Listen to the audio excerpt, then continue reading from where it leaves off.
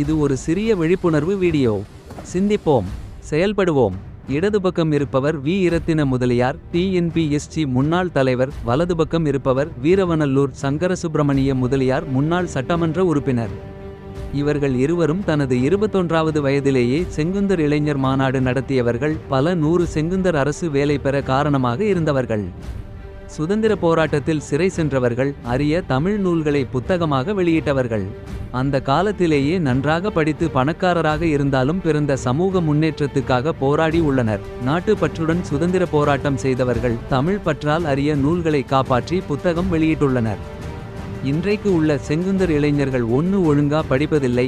ஒண்ணுக்கும் உதவாத கல்லூரியில் தேவையில்லாத படிப்பை படிக்கின்றனர். அப்படியே 1-2 பேர் நல்ல இருந்தாலும் செங்குந்தர் இனப்பற்று, நாட்டுப்பற்று, மொழிப்பற்று எதுவும் இல்லை.